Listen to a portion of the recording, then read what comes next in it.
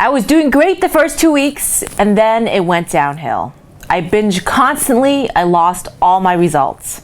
How do you stay locked on, motivated, and dedicated? That was a recent public comment from someone on my Instagram. And I've been getting tons of similar questions around motivation over the last couple of months. Like, what motivates you to do this? What keeps you going? Well, I thought this would be the ideal time to fully address this issue because I failed for the first time on my competition prep diet. Hi, this is Mimi.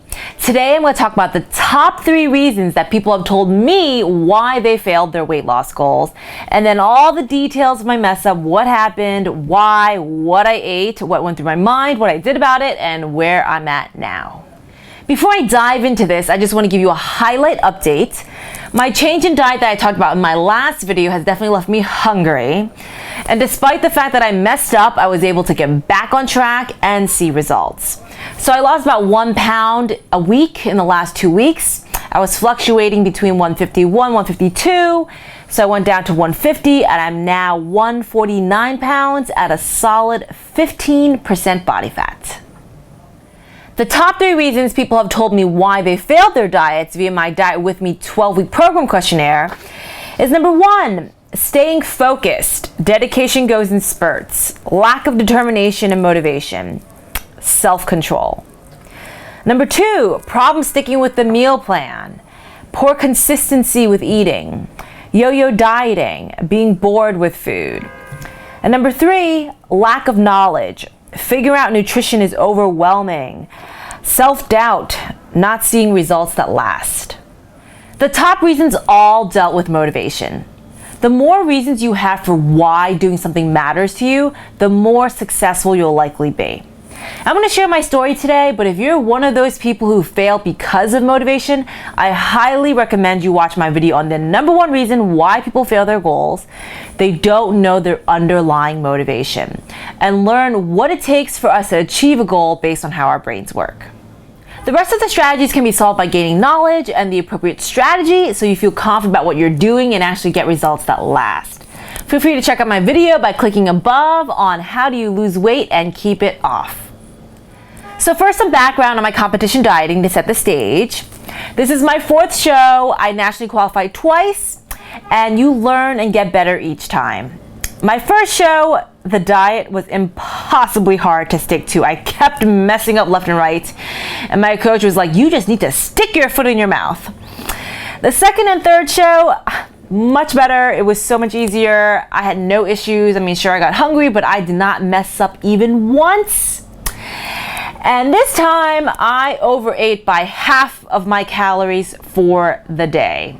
And it wasn't even a cheat day because I was not eating low enough calories to even have one. Shit happens. I had an insanely stressful week with personal issues, family issues. And although it was stressful, it was not actually what drove me over the edge. I had some tipping point news, which I will be sharing very shortly, along with the situation of working till 2 a.m. in the morning, so I was physically hungry, and I had certain food in sight. So it was a lot of factors that had to happen to result in my mess up. You know when things go wrong and everything seems to go wrong? Yeah, it was one of those weeks. So even small things like my fridge turning into an igloo. This is me trying to cook a frozen egg. I mean, seriously, this is ridiculous. Anyways, for those of you who've been following my prep, you know I tried to start a little bit earlier. I started quasi-competition prep in December, trying to go slowly so I can maintain more of my muscle mass and size, because my biggest critique has always been that I come on stage so tiny. Last week, unfortunately, I told you I was extending my prep by 2 more weeks because I'm maintaining a lot of muscle mass and getting leaner, but not shredded enough, so I need a little more time. Well, I saw my coach last week and he said, you're not stepping on stage in 5 weeks. Let's not rush it, you're gonna get stringy. And then he blurted out some popular show in June and I was like, no, I am not competition prepping until June. That's ridiculously long. Let's talk about this. Let's look at the calendar. In my last show, I also did a pretty decent job maintaining most of my muscle mass.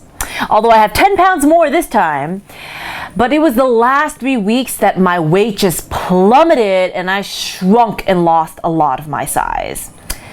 So I could see that happening again this time, and that's what we're trying to avoid. So we picked a show that wasn't too far to travel, New Brunswick, New Jersey, on April 30th. It is my final show date. It is not moving. It is April 30th. When we made the decision, it was 5 weeks out, and then it was like, nope, I am now 8 weeks out. That's like starting all over again. After I saw the light at the end of the tunnel, I saw the home stretch, and then bam! You need to do this for 8 more weeks. I'm hungry now. I'm on low carbs, except for my leg day. I'm not doing enough cardio, which means I'm going to have to do a lot more. And I have an injury. I have a minor chest strain, so I can't do chest days, and I can't do core tricep building exercises. So that was the haunting thought that stuck in my head. I can't believe I'm freaking 8 weeks out again. So now I'm not 4 weeks out, but I'm technically 7 weeks out. So it was a lot to take in, along with everything else that was happening in my life and the beginning of entrepreneur life, where you're basically working all the time and just taking breaks. And then all of a sudden, I just did not feel like I was in prep mode anymore.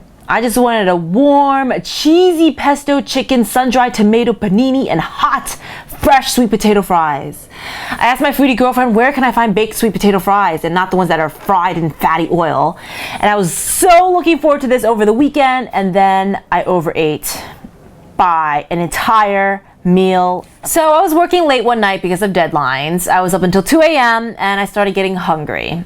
Now usually I'm like, whatever, drink some water, hurry up and go to sleep. But I had some food on my table. Now usually I like to cook my food fresh, and I eat a lot of chicken breasts. So during dinner I would just throw a bunch of chicken breasts in the wok, and whatever's left over I put them in containers, and it was still cooling down. And I also had rice cakes and peanut butter on my table for some reason. So I ended up eating 720 calories, 8 ounces of chicken, 3 white cheddar cheese rice cakes, and 3 tablespoons of natural peanut butter. So what went through my mind? When I first got hungry, I was like, drink water. Okay, next resort, eat some vegetables, except for I had none cooked. Last resort, eat some protein. And I was like, okay, I can eat this small container of 4 ounces of chicken. And after that, I didn't feel so bad. I didn't feel too guilty. And I was still hungry. So I ate the second container. And then I reasoned, hey, today was leg day. I usually eat 140 grams of carbs, and I only ate 120 grams because I just recently dropped my carbs. And looks like one of these rice cakes is about 8 grams of carbs each, so I could eat 2 of these. And I did. And then there was only 1 left in the bag, so I finished that one too. And then the peanut butter, I had no justification for peanut butter in my head. I just wanted it. It was like pure indulgence. It was almost empty, so it was 3 tablespoons of peanut butter, and I licked that jar, that spoon clean. And then I was like, crap, that was way too much food. All right, let's see what the damage was. 720 calories. And it was my leg day, so that was 2,720 calories for the day. Now, this is nothing compared to my past, where I'd overeat on a big can of cashews, and that alone would be 2,000 calories, and Oreos. But it's really all relative to what you've normally been doing. And I haven't messed up once, so this is a big, big deviation. And especially the behavior of eating this and then that. So now what? There's 2 main things that you can do to determine what happens next. What you do and what you think. Okay, damage done. I thought, thank God the next day was a rest day, because that meant lower calories and low carbs. And the day after was a leg day, and I decided to eat a non-leg workout day calories, which was also less calories and low carb. So that's what I did for my diet. I just went right back on track and ate a little less calories and lower carbs the next few days. I didn't go crazy and starve myself, which is exactly what I would have done in the past. And then you will get hungry again, and then you end up overeating. After an accidental cheat meal, the secret is to dust yourself off and just get right back on track.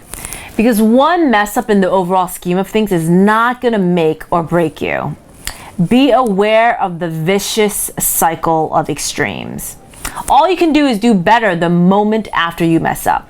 So once you accept and realize that you overate, you can control anything else that happens afterwards.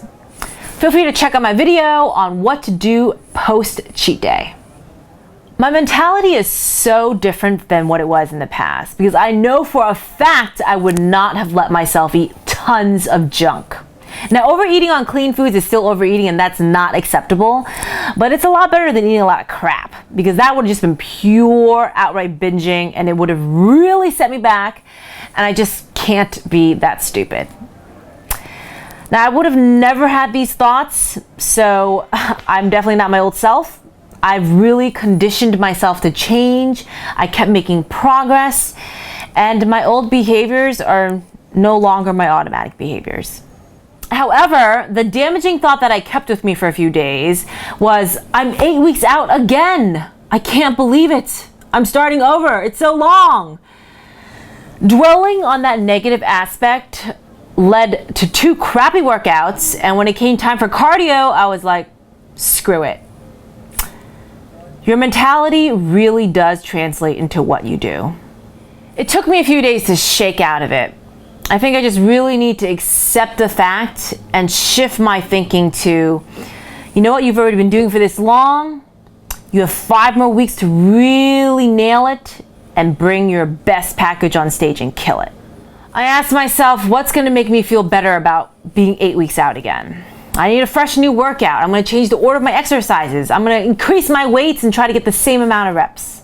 Very importantly, and most effectively, ask yourself, why am I doing this? I've been busting my butt to step on this stage, so I'm stepping on that damn stage.